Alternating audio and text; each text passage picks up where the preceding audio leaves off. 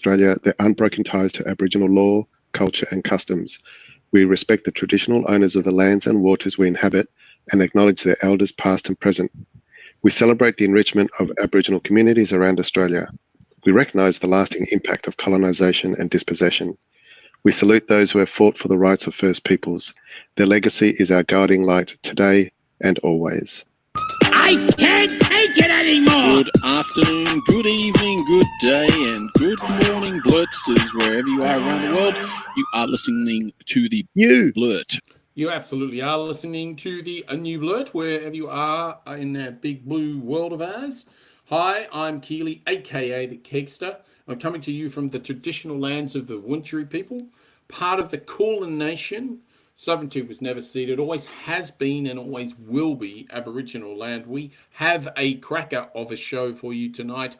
As usual, it is approximately 8:07 on a Tuesday evening, which is our want to be live normally on a Tuesday.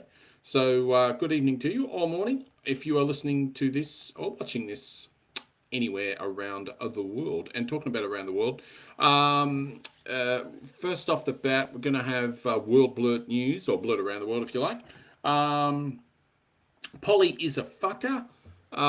We're not saying your pet's is problematic, but Polly just cancelled herself in 12 countries, so we'll give you some details on that one. PSA, moon impact. I have no idea. This is Wencee. Scientists warned an asteroid hitting the moon might affect the Earth. Could tides be triggered? Wow, who knows? Leukemia breakthrough at Peter Mac. Real hope, real science. Aussie researchers make a major move in leukemia treatment. I'll have a little chat on that one. We've got reality check back tonight. We haven't done any fact checking on this for a while since we fact checked Peter Dutton right out of Parliament. Anyway, where's that? Yeah, absolutely, it is. Where is the? Here we go. Yeah, so we've got a greenhouse gas scoreboard on reality check. Which countries are winning the climate game and which are still playing dirty? Well, I reckon probably the US is probably still playing dirty without a doubt. And I am going to be talking about the global renewable energy market and fact-checking that and just seeing how solar around the world, wind is being taken up, all different types of non-fossil fuel energy and how that's being used and how the EV market is coming into that. So we'll fact check that as well. And then after that, we'll have fun facts. We haven't had fun facts for a while, and it's called Fun Fact because it's fun. And Wencee's going to be talking about Brisbane Story Bridge. Apparently, one fun fact about the bridge is that it was almost called the Grey Street Bridge. So there you go. And I am going to talk about, I've got 10 fun facts for Iran / Persia. If you don't know much about Iran, hang in there and you should know a little bit more. One thing I will tell you, it's home to one of the oldest continuous civilizations, and pistachios, poetry, and Persian carpets, the triple threat. With that, I have got the co-hosts with the mostest on the line. So here he comes, Wencee.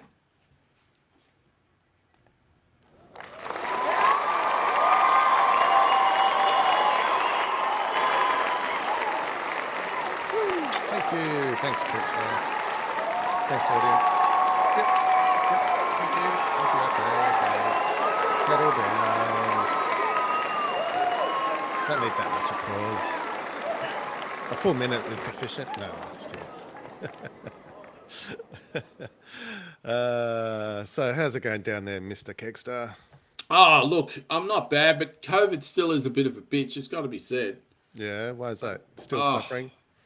Coughing? Yeah, still got this horrible little cough that just kicks in, and if I go on mute, you'll know why. You know, it's just, excuse me, this is not why. There we go. Yeah, no, that's rearing its ugly head. That wasn't coughing, that was indigestion. Okay, so it's not COVID, that was dinner. Yes. That's exactly right. Exactly right indeed, because I woofed it down too fast. But anyway, yeah, so no, COVID's still hanging about. I was talking to a guy at work today who's been struggling with this sort of stuff for a few weeks. And he said to me that if you're on your 29th or your 30th day, you need to get to 32 or 33 days and then you stop coughing. Oh, great. So you're up to day, what, 15, 16 or something? I don't fucking know. I know it was a Tuesday. Yeah, 2 weeks ago. No, 3 At weeks least ago. 3 now? Okay. 3, could even be 4. Eesh. I can't remember. I can't remember. I'd have to, let me do a quick squizzer on my calendar here. That's not going to do it. That means you must have at least 1 week, if not 2 weeks to go. Shut up. And that sounds terrible. Don't say that. Yeah. Okay, so I think, yeah, I got a feeling it might have been May the 27th. Okay, so you're coming up to almost a month now. So Yeah. Less than a week and you'll be over it, hopefully. Yeah, I hope so. It's just to get you, Yeah. when you least expect it. You're just hanging out and then all of a sudden you're coughing. It's, Speaking of COVID, I'm glad I'm doing my training this week where I'm staying at home all week because it's all online and there's people from different parts of the world, mainly around this part of the world, doing this work-related training. But yesterday we had a new guy start in our organisation and he came in. We had our first meeting for the day. Don't tell me he came in coughing and spluttering. No, but he came in sick today. Oh, God. And confirmed that he has COVID. So if I'd been in the office yesterday, I would have been in the same meeting as him. More than likely, you would have got it. Possibly. I'm not sure about the other 3 colleagues who are in the room with him. They seemed okay this morning, but if they're going to catch it, we might find out later this week. I don't know what it is, but it's like I can't drink enough water. Like, I could honestly tell you I must have drunk 4 litres of water today. Wow. I must have.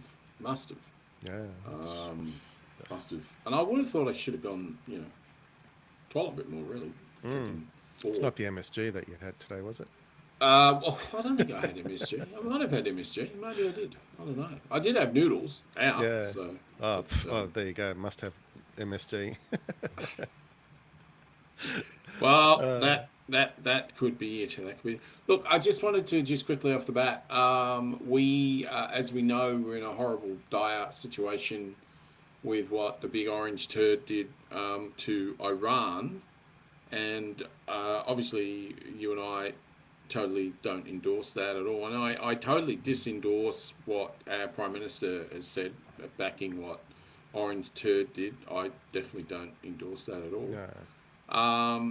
The fact is that Iran has had nuclear capability for years, and they haven't made any bombs for years, and they haven't been making nuclear weapons. And Israel's been calling it out for like 30-something years, and and they still haven't. And then Obama made a deal to say, et cetera, and then Orange Turd blew the deal up. Wow. And then he blew them up, which is not great. And So he did it without congressional support, which might be going against the Constitution, from what I read. It's highly illegal and it's completely impeachable. But there's so many things he's done already that's totally impeachable. It's almost laughable. His Teflon, nothing touches him. Yeah, it's nuts. It really is nuts. But what it does show you is that if people don't want to play by the rules, they don't have any rules. Like, because their Supreme Court is just totally taken over by sycophants of his, there's no laws.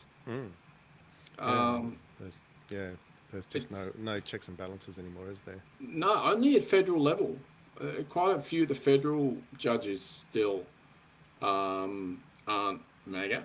But the Supreme Court's completely, almost hand-picked by Orange too. Yeah, so. that was from term 1. Yeah, exactly right. Because Ruth Bader Ginsburg died, and as soon as he possibly could, he shoved someone in there. He hardly even said, nice work or anything, and just shoved someone in there ASAP. So he's just planting puppets, basically. Oh, yeah, it's unbelievable. And it's like when Obama was there ages ago, what's his name, Mitch McConnell wouldn't let him, was sort of advising against putting a judge in because it was a bad look because they were just about to go to an election. Whereas Orangehead didn't give a shit. Yeah, that's whatever he wants. It's just, this is the thing. People have got to start playing by his rules, not the rules of law, because you're not going to get through this. And anyway, I'll be quick through this, but Orangehead has announced a complete total ceasefire, which obviously is probably bullshit, but Israel reckons that, and I say reckons that, Iran was violating the truce straight after it had said that there was a ceasefire, blah, blah, blah. However, Iran says that they weren't launching any missiles at Israel since the ceasefire was announced. Prior to the ceasefire, there's been intense exchanges, airstrikes, etc., etc.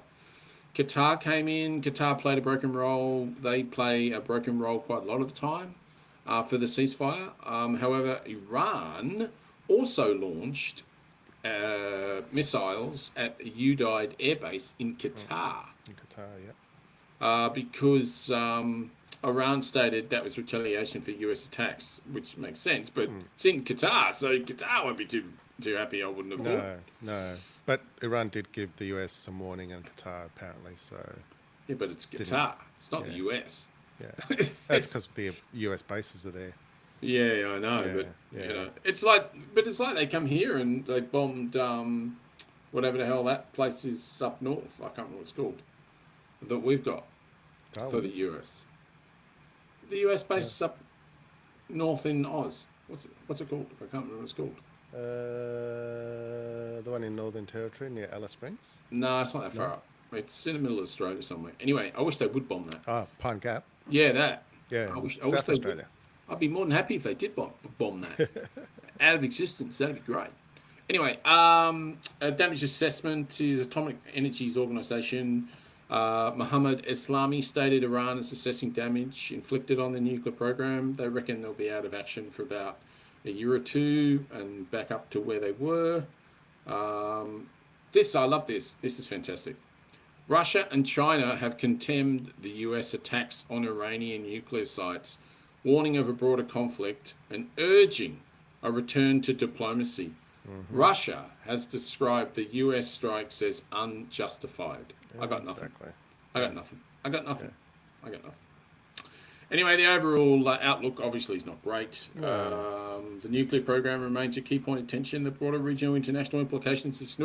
Just so you know, this is from Al Jazeera, so that's as sort of accurate as I can sort of get at this stage. I would believe them over most other sort of sources, as it were. Yeah, exactly, especially anything by Murdoch. Oh, wouldn't go near anything on this show. Don't touch that one. With that dude, no way. So, anyway, talking about that, we probably should do this.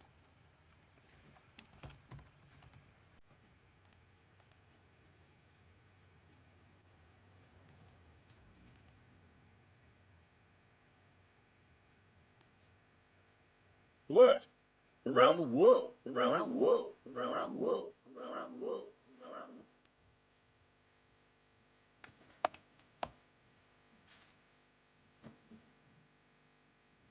Blurt. Around the world, around the world, around the world, around the world, around the world.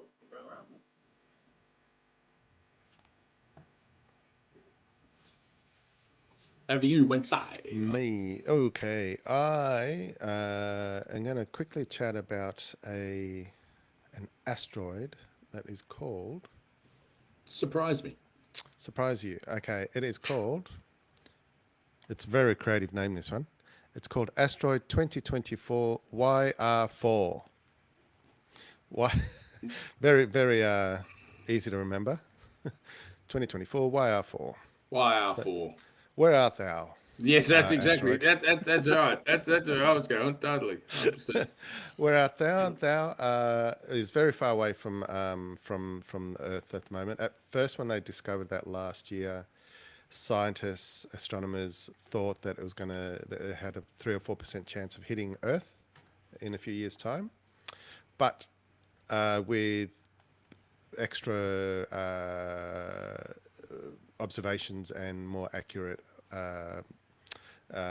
coordinates of its trajectory and things like that, they have narrowed that down to like 0.001% chance of hitting Earth. It's about 50 or 60 meters in diameter, so it's not big in the scheme of things, but if it was to come into Earth's atmosphere and land somewhere here, it would still be pretty impactful. But we're out of danger in terms of Earth being hit, but there is now a 4.3% chance of it colliding with the moon in late December 2032. So that's 7 years away. Damn, I'm still alive, hopefully. Yeah. That's the year of the Brisbane Olympics here. I was going to say, it's the Brisbane Olympics, isn't it? Yeah. Maybe that's how you're going to celebrate it. The moon's going to collide with a satellite. Yeah, yeah. That'll be the fireworks that we have for the opening games, perhaps. So anyway, so scientists have are speculating that if it did hit, that depending on where it hits, the debris that it releases, because the moon doesn't have much of gravity or atmosphere to withhold anything that gets released from the impact, which they estimate to be about a 1 kilometer diameter crater that might get created. That debris that flies off from the moon could create some spectacular meteor showers here on Earth. That doesn't sound like a good thing to me. No, it doesn't. It yes and no. As long as the those pieces that do come into the atmosphere are tiny, you'll see them burn up and they'll never land onto Earth. So, okay. Yeah. So not quite Hollywood movie. Yeah, type, no. When you were saying, I was thinking, oh my God, super hot, stuff coming through our atmosphere. I'm thinking that doesn't sound great. No, it doesn't sound great. But so it's very small chance that any damage will be here. But yeah, there'll be spectacular meteor showers and potentially 1 or 2 might land, small meteorites. But yeah, I've got a bit of show and tell. I've got a video here that shows the possible impacts and scenario. So I'm just going to play that now. There is no sound to this. Okay. It is just a simulation animation. I'm just waiting for that to pop up on our screen. Just waiting. Is it coming? Hello? Do I have to press play? What one are you doing? Possible impact? Yeah, it's trying to play, I think. Is it possible impact? Is that the one? Yes. Yep, here it comes. Comes. Okay, there you go. So you can see the possible impacts on the moon there, those different rings. And as you zoom away from the moon, the debris... That looks eerily like the Olympics almost. Doesn't it? Bit of an omen there. Bit of an omen. Good observation there. Just needed one more colour. I know. I'm thinking... Black, I think. My God, is there something they're trying to tell us? Like I said, it's very close to Olympics. It might be just after the Olympics are held. So you can see there's big massive band of debris around the moon in the top. It's so brilliant video, by the way. It is, isn't it? This won't be in the audio. Obviously, there isn't any audio. No. But if you are watching this on the vid, do watch this. It's very good.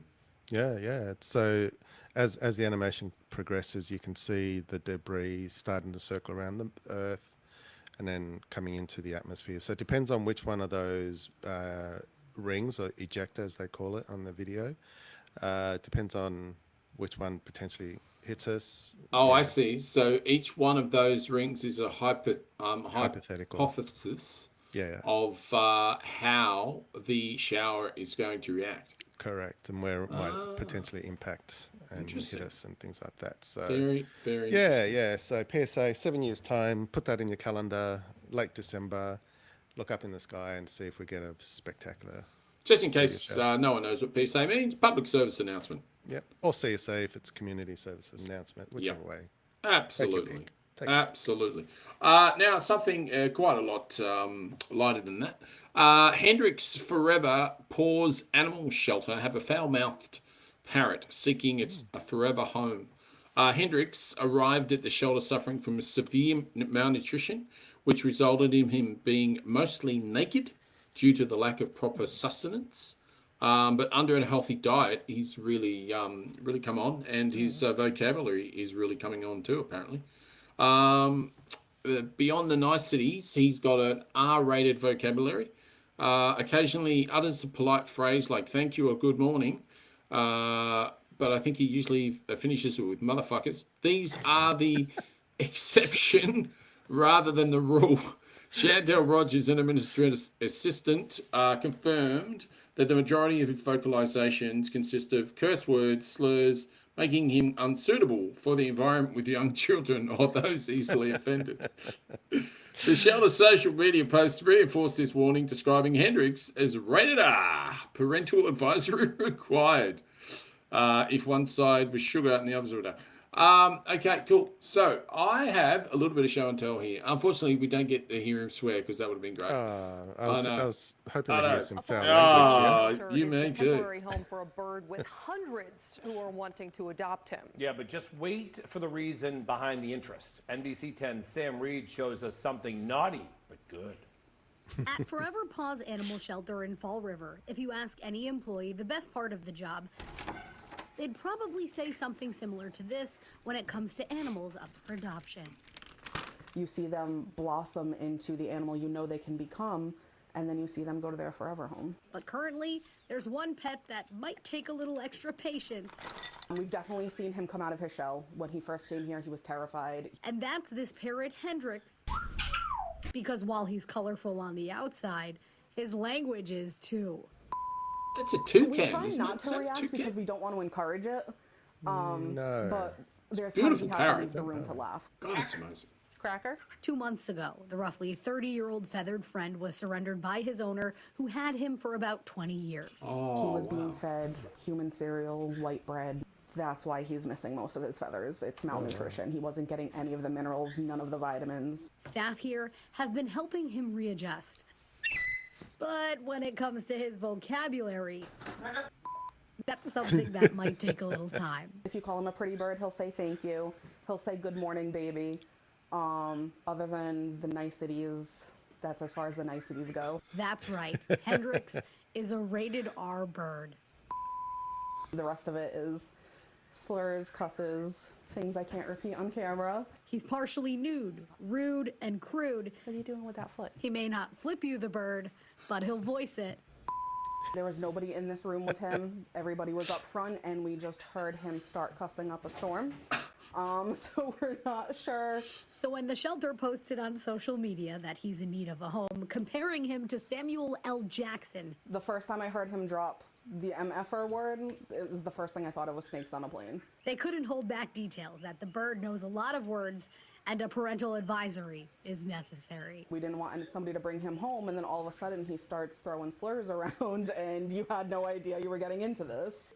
The post, describing the loud and explicit parrot in the most humorous way, went viral. Just trying to get people in to see him. He's an interesting character, but he's not for everybody. Chantel said in this situation, being open and honest about the parrot's personality has resulted in over 50 applications and a lot of love toward the shelter and their efforts. We were getting applications from Kansas. We were getting emails from people in Canada that want to adopt him. What will come out of his mouth next, they'll never know. They're hoping Hendricks will vocalize or show positive affection to his forever. Motherfuckers, let me out of this If we don't cage. find his forever family in this first round, we'll reopen them again. Showing you something good. I'm Sam Reed. That is hilarious. Yeah, so I thought it was a bit of fun considering of all the shit that goes on in this world. So nice to have a bit of levity. I'd love to get the video where uncensored video of him swearing. Yes, well, actually, totally going off a tangent. Talking about not swearing or getting bleeped out or whatever. If you listen to Planet America now podcast, the Pet Podcast, they with David Smith and Chaz Luttadello, they from the Planet America on the ABC. Because they're now an official ABC podcast, they bleep out all of their fucks and shits and all the rest of it. Yeah, it's really annoying. It's really annoying. I used to enjoy the program for the profanity, especially when it needed to be said. And David Smith delivers it beautifully. So maybe they should move to the SBS podcast. Yeah, maybe. They're a bit more liberal in that respect. Yeah, absolutely. The thing is, though, they're able to pay their producer, which is good. So it's Lockie from the Chaser. So as I like to call him, Lockie the Lackey. But talking about lackey or not lackey, but leukemia. Yes, terrible. Nice segue there. terrible.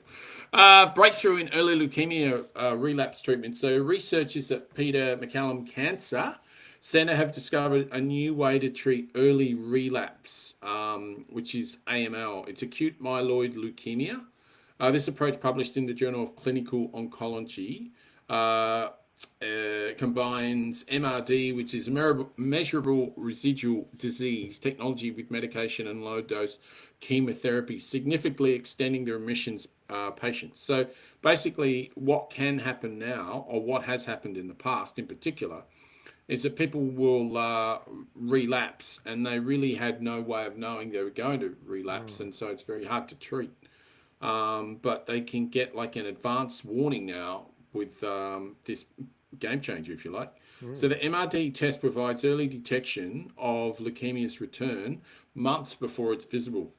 As I was saying, so allowing for them to be able to intervene. And what they need to do then is a targeted treatment is venetoclax, which is an oral pill, and then a low-dose chemotherapy injection under the skin type thing. And usually this can, from the tests they've had, it stops it in its tracks, which is pretty freaking amazing. So the improved survival, this new trial shows that 50 to 70% of AML patients are alive after 2 years, which is a significant improvement over the previous median survival of 6 to 8 months after the first relapse. That's huge difference. I mean, if you're going to die, if you can get another year, I think you'll take it. So a new standard for AML care, but I'm sure that will get even better though. Now they've found this, they'll probably keep going till they can get that extended, until this approach allows for outpatient or home-based treatment, offering comparable results to intensive chemotherapy. That's the good part, because as we know, intensive chemotherapy can be an absolute havoc for the body. So patients are fitter for subsequent stem cell transplants with a lower disease burden. So that's really good from transplant outcomes. And the advancement offers renewed hope for AML patients, which is a rare blood cancer affecting blood, bone and marrow. So well done, Peter Mac, as always. All those researchers. They're just phenomenal. Seriously. If you're going to donate to anyone, people, donate to Peter Mac. They do amazing work. Yeah, and not just leukemia. They pretty much touch all cancers. Pretty sure. All the major cancers. They do indeed. They absolutely are right on the money. And talk about right on the money.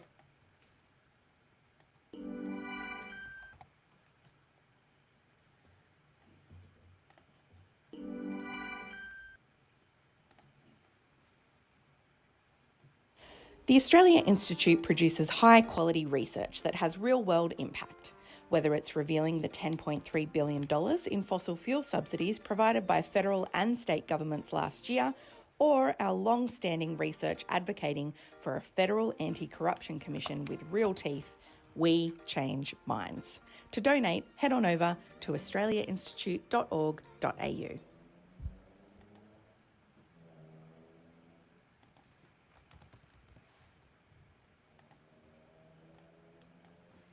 When you give blood, you're more than just a blood donor. You're the lifeblood of Australia. Search Give Blood and book your donation with Australian Red Cross Lifeblood today. Give life. Give blood.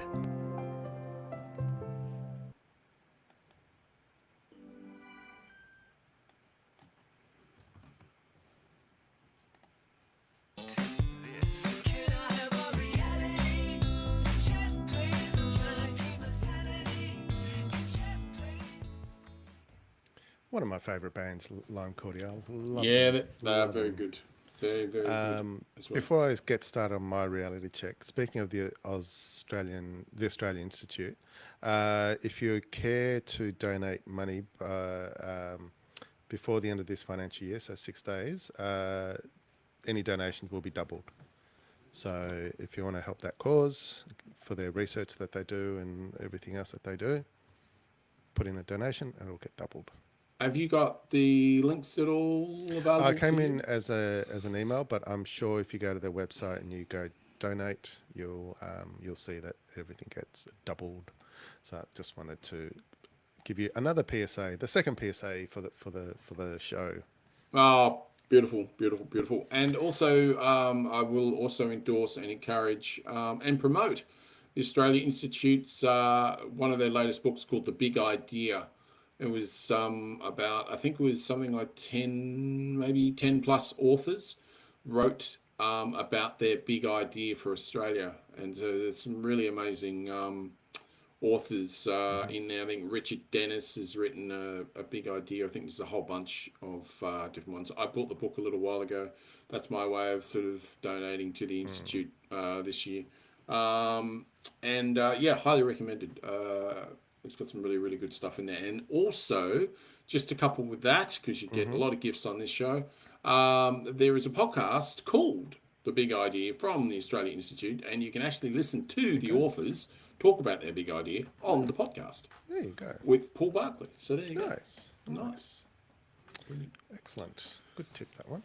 No problem. Alrighty. On to reality check. This segment is where we do some fact checking on some things, and I'm just going to quickly cover the countries that are meeting their greenhouse gas emission reduction.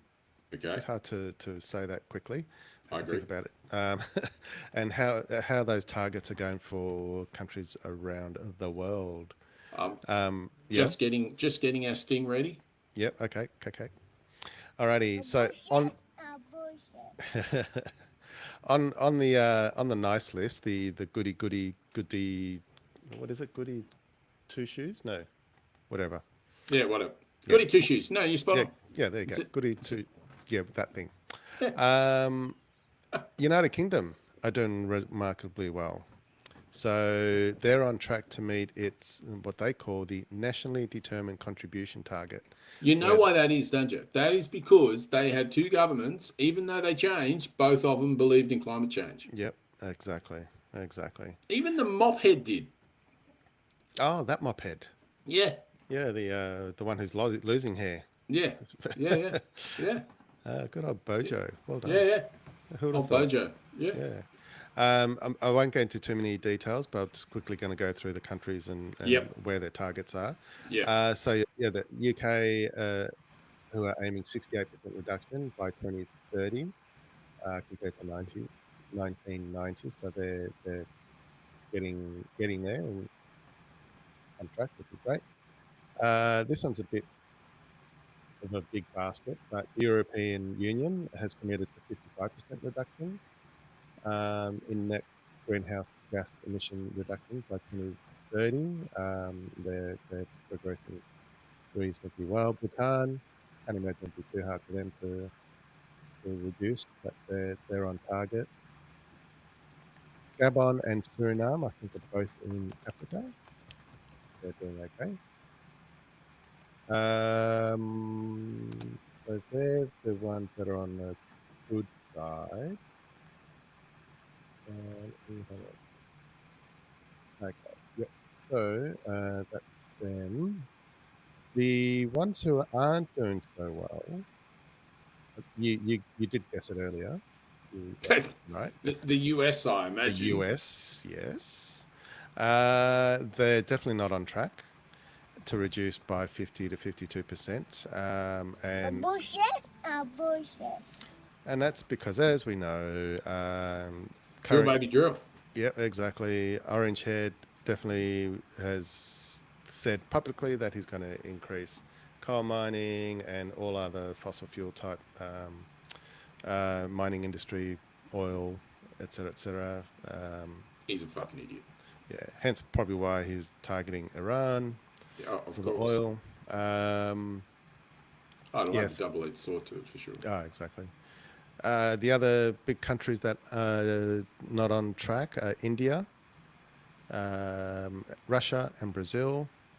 China, I don't know why this has come up in the list. We've talked about their reduction and they're doing quite well in renewables, but perhaps they're not going to reach their targets by the year that they specified, which was 2030. Yeah, I think when we spoke about Chinese takeaway a couple of weeks ago, I think we actually alluded to the fact they probably aren't going to reach their targets. Yeah, exactly. So they're doing good things on one side, but then on the other side, not so great. So yeah. And last but not least, Australia. I think it'll probably be a bit of this. A bit of this side. Bullshit. Yeah, not doing great at all. If you believe the government says that they are on track.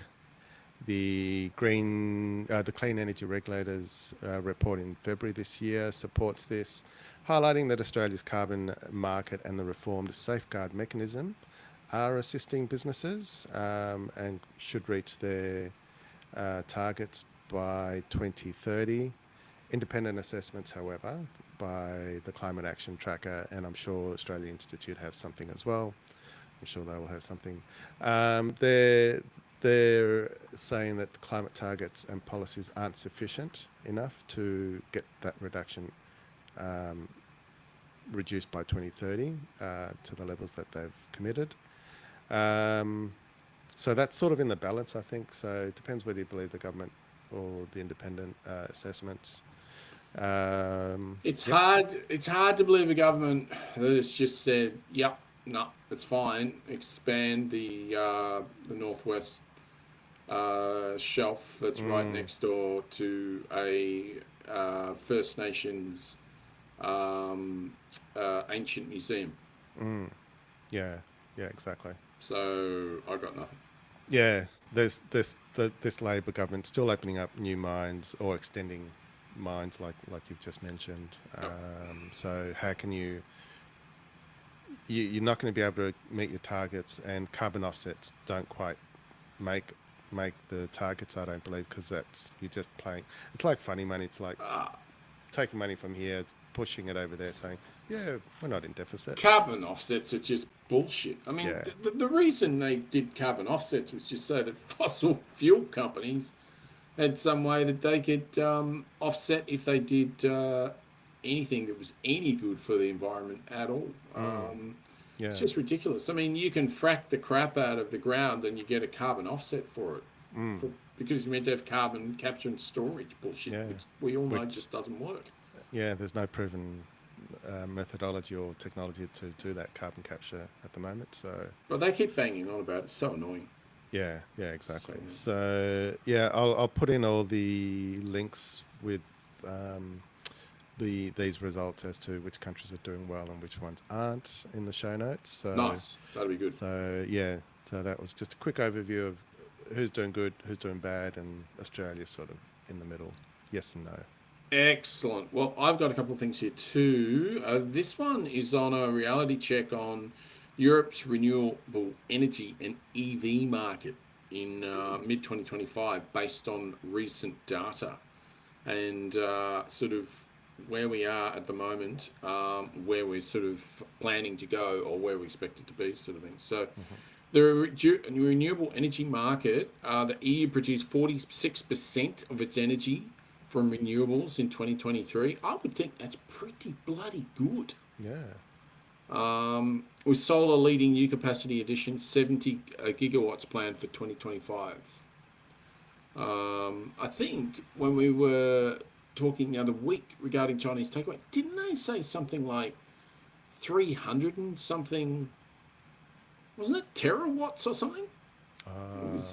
Yeah, something like that. I can't remember the exact it was numbers, a lot of watts. So 70 gigawatts. I don't know. That doesn't sound a lot to me, but I'll probably have to do a bit of homework on that. But anyway, however, the first quarter saw a 4.3% drop in renewable energy,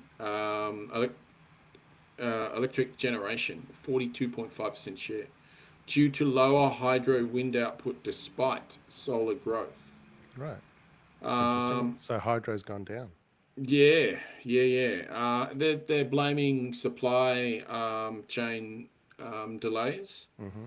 40% decline in corporate power purchase agreements for renewables in 2025. I've heard about this because they haven't been pushing renewables hard enough and they haven't been pushing the transition fast enough. So therefore, electricity still seems to be more expensive than it probably should be. Right, interesting. So grid integration. So virtual power plants are critical for managing renewable volatility, with the market projected to grow 21.3% annually by 2030 to 4.76 billion euros in that particular market. Right. Now, the EV market reality check is EV sales rebounded in early 2025, plus 26%, driven by corporate fleets meeting EU emission rules, but consumer adoption lags due to high costs and charging concerns. And this is exactly the same in Australia. Exactly the same in Australia. The amount of people that are buying hybrids over EVs for that exact reason, because the infrastructure isn't there for charging. So, you know what I mean? If we were to look for a hybrid, I'd be looking for not a plug-in one, because we're renters. Oh, yeah. That makes sense. Yeah. Where do you plug in if you don't? I'm not going to fork out $4,000 or $5,000 to get the infrastructure put in here when they might kick me out at the end of the lease. Yeah. Absolutely. Yeah, I know, and that is the whole issue at the moment, trying to get people to take up EVs, direct EVs, not hybrids. But I mean, we're the same as you. I mean, we want to go EV, but we would probably have to go hybrid as well, just from an infrastructure perspective. Yeah. You know, if you're doing 100, 130 clicks or whatever, I don't know. Sometimes you might want a little bit of sort of petrol as a safe fallback or safety blanket. Just in case you can't find a charger or whatever the situation is. And the other thing is, even if you can find a charger, a lot of times they're all taken up. Yeah. So, you know, and it doesn't take 2 seconds to charge. No. So, you know, anyway, infrastructure gaps persist. Europe needs 8.8 million chargers by 2030. This is exactly what we're talking about. They're currently at 1 million. Wow. So it's eight times more they need. Yeah. And they've got, what are we in? 2025. They've got 5 years. So with installations falling short by 250,000 in 2024, so it's not a great way to start. No. The Chinese competition policy shifts. BYD, their share is up 546%, while Tesla struggles with their political bullshit. Yeah. Oh, boo-hoo. Suck it up, Tesla. Yeah, exactly. I feel sorry for the people that aren't alien head and that are for just the workers. Tesla and all the rest of it. But I'm sorry. You don't care about alien head, exactly. Don't care about him. No. Subsidy phase out. So uneven adoption. Nordics and Eastern Europe highlight market fragility. This is what we're talking about the whole time. So Not enough subsidies are going around for people, and it's too expensive for them to buy EVs. So it's exactly the same in Australia. In fact, in New Zealand, I don't think you even get a subsidy anymore. In fact, I'm pretty sure with the new government, they ripped those subsidies away completely. Wow. And That's bad. this is a controversy actually in the US, is that one of the reasons that Alienhead was so pissed off with Orangehead was because in this big beautiful bill, which is a shocking, terrible, horrible bill, is he's getting rid of EV credits. And so if you're a company and you're trying to work on renewables and all that sort of stuff, you were going to get a credit originally, but he's looking at getting rid of those. So Alienhead was not a very happy man, as you could probably imagine. He did crack the shits. Yes. And then came back running back to him, kissing his ass. Yeah, I know. It's just pathetic, isn't it? It is. The fight of the billionaires. Gotta love it. I know. Who knew that billionaires would turn into 5-year-olds? Seriously. It's just phenomenal. That is so true. Anyway, renewables face growth hurdles despite ambitious targets. Yeah, they do. Everything we've just talked about. And getting people to take them up as well. Yeah, it's not easy. So EVs are advancing, but rely heavily on policy pressure and, getting people to push the boat and get more renewable energy into the grid, et cetera, et cetera. But as we've spoken about on this show in length quite a few times, is that you got to bring the people with you. And a transition is just happening way too slow, and you got to start talking about it properly. I would say, Albo, you need to start leading. That's what you need to do. None of this just coast. And by leading, it would be great if you didn't continue being in the pockets of the big mining companies, and fossil fuel industry would be even better, because then you actually wouldn't be afraid of leading. No, well, that's exactly right. I mean, if they could stop those subsidies overnight, would be nice. But anyway, I think it's just a little time for a chill, and then we'll come back with fun facts. Nice.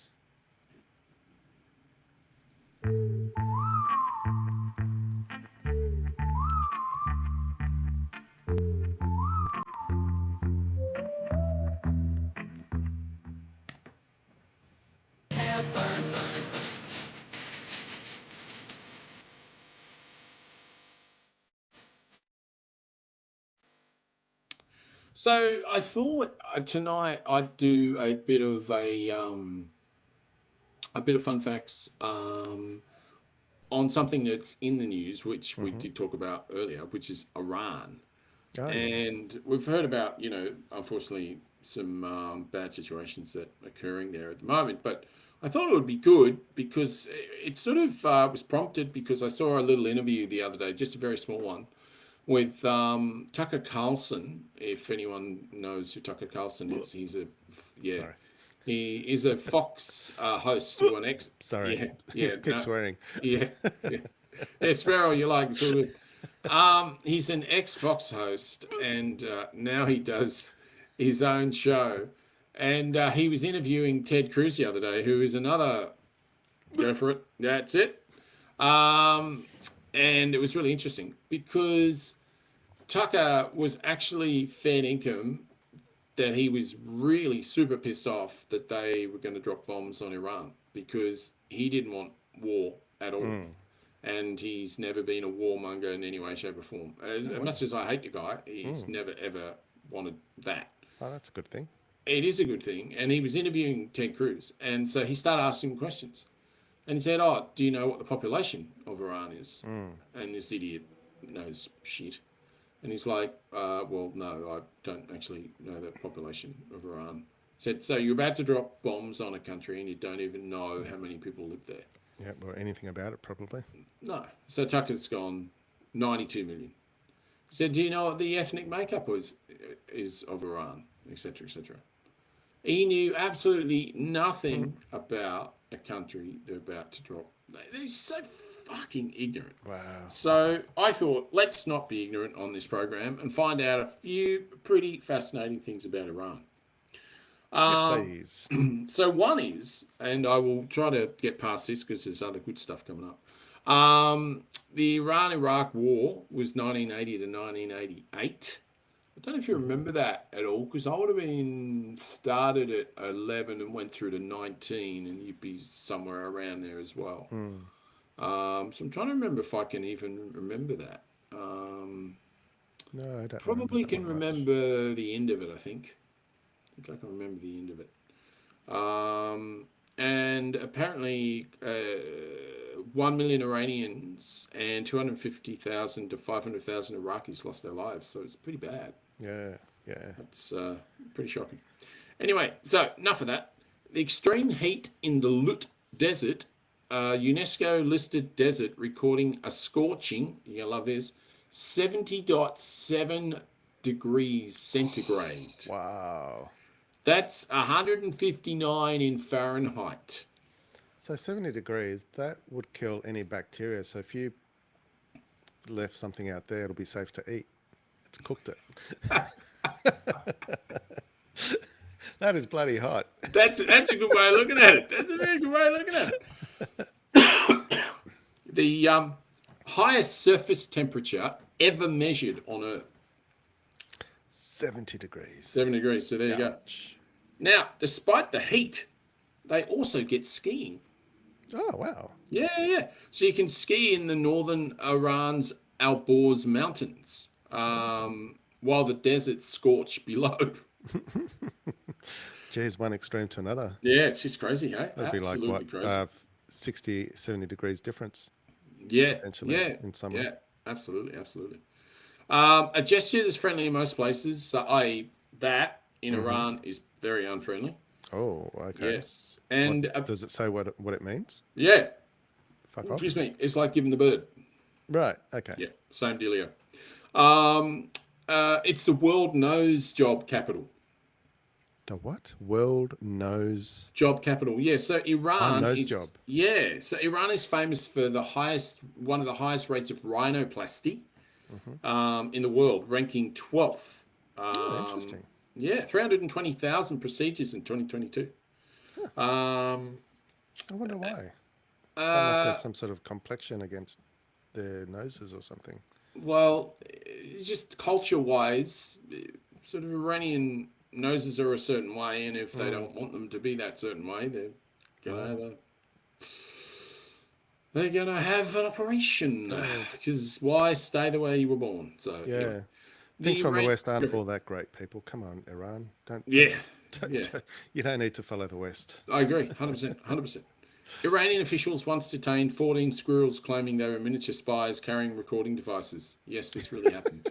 It really happened. Really, really happened. I think we actually need to play this just on that one. This probably needs to be. Why you being a dickhead fool? Stop being a dickhead. Land size ranking by land area, Iran is the second largest country in the Middle East after Saudi Arabia, and the 18th largest in the world. And if I called out to my partner downstairs right now, she could tell me off the top of her head what the population is of Iran. Oh, why is that? Because for a while she could, and I don't know if she still can, but she was testing something. She could do, I think she could do the top 100 of the world. By land mass? Yeah, no, she knew the population. Oh, the population. Yeah, from 1 to 100 in order. Wow. So, sorry, I apologize. She couldn't tell you. No, she might be able to. I don't know if she could tell you what the population is, but she could tell you what it ranks. So from 1 to 100, she could say Iran is the 65th biggest country in the world. Yeah. And you say, oh, where's Australians? You say, oh, well, that's 72 or whatever. Right. And where's New Zealand? Well, that's 98. Yeah, so she, I don't know if she still can. Good party trick. Yeah, no, well, she was testing herself and sort of teaching herself. But anyway, I digress. It is the second largest country in the Middle East after Saudi Arabia.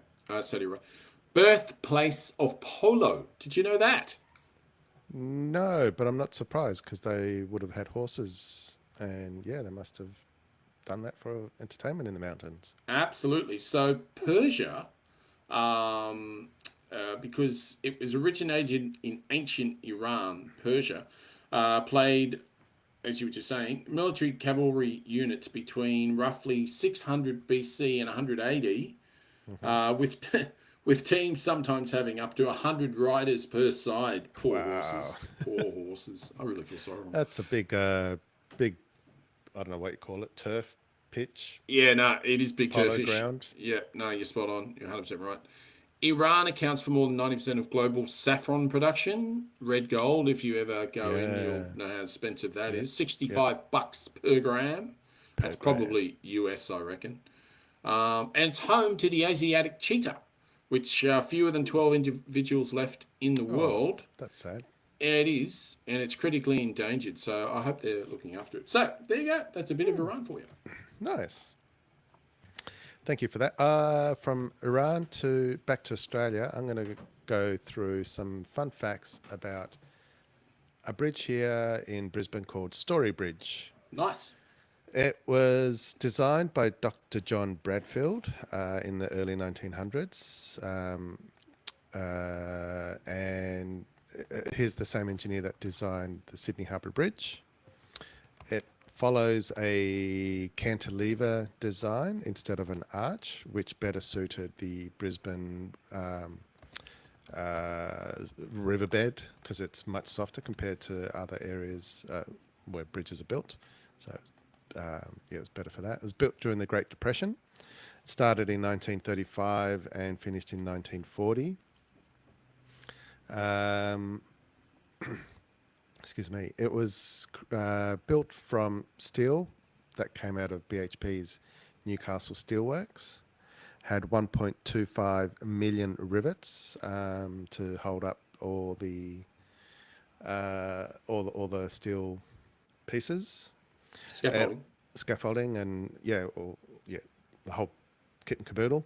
And no welding was used, so it was all done by manual labour. So it was all screwed in. That's nuts, isn't it? Yeah. No welding. No welding. Wow.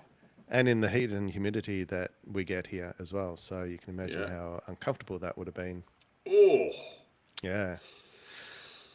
What else can I tell you? It was originally going to be called Jubilee Bridge because it would have celebrated, I think it was King George's Jubilee at the time. But they settled on Story Bridge in honour of John Douglas Story, who was a public servant who advocated for its construction. What else can I tell you about it?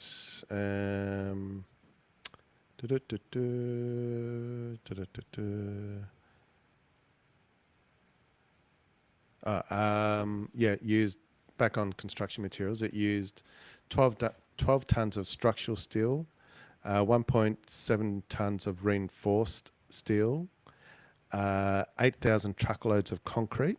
Wow. What else? I thought that was quite fascinating. Yeah, 8,000 truckloads of concrete. Yeah. Yeah. Jesus, yeah. The concrete was supplied by Queensland Cement and Lime Company, so it was all a lot of it was quite local to they would have made a Queensland. fortune. They would have been wrapped. Yeah, and more modern times information. It has thousands and thousands of LED lighting and to light up the bridge for certain events like Brisbane Festival that happens. I think it's September from memory, where it lights up in different colours and. Is that the Eka Festival? No, different festival. Oh. It is around the same time. Eka's in August, and I'm pretty sure the Brisbane Festival. It's like an arts program where they have different shows and then they finish it off with fireworks, light installations, and some military aircraft flying through the city or around the city. Oh, nice! Yeah, it's pretty impressive. The other more modern information: 100,000 vehicles cross it every day. Not much compared to Sydney, I guess, but that's quite a bit for us. And the other bad fact is, originally there was a toll on it, and in 1947, I think it was, the toll ended because it paid off the bridge. But council has neglected to provide proper maintenance over the last few years, decades even, and now they're talking about introducing a toll again to pay for the maintenance and reparation of the bridge, but we are not happy.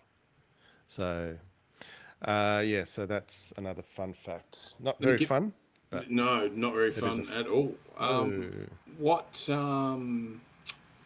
do they give you any idea of prices for the bridge? No, not for a toll. No, it's just something they've mooted. The Lord Mayor has mooted installing tolls, but yeah, we'll see what happens. Do you have many of your bridges tolled up there at all?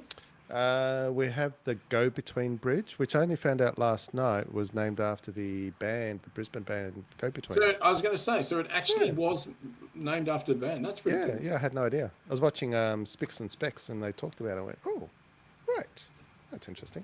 So that is tolled. It's only about 100 meters, not even long, but it does cut maybe 3 minutes.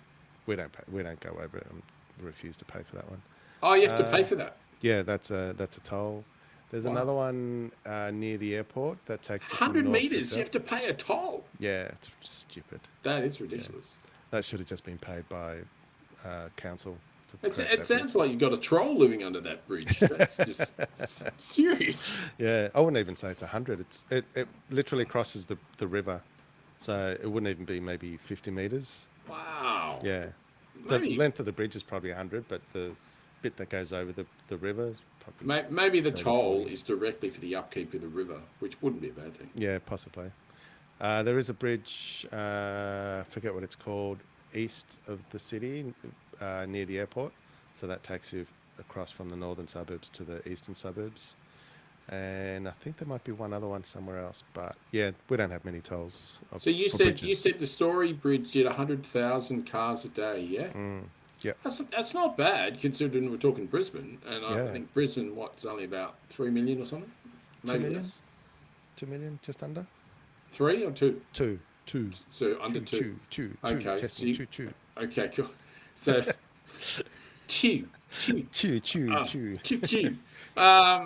So yeah, because you got about 3 million in the rest of the state, which is pretty phenomenal, really. But no, what I was going to say was Sydney, which is a shitload bigger than you. It's got 160,000, so that's not bad considering that Sydney's like nearly 6 million.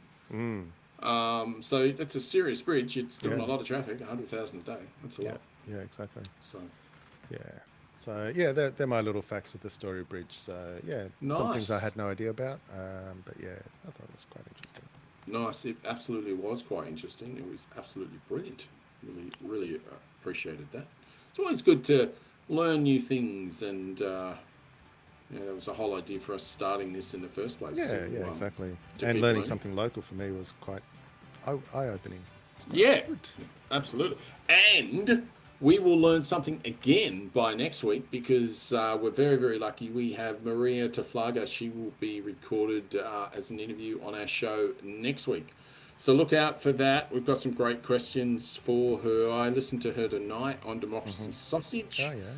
And she had some really good questions because Anthony Green is on the latest. Wow. Yes, he's on the latest potty with Democracy Sausage. So highly recommend, if you're into politics at all, listen to that one. Maria is fantastic.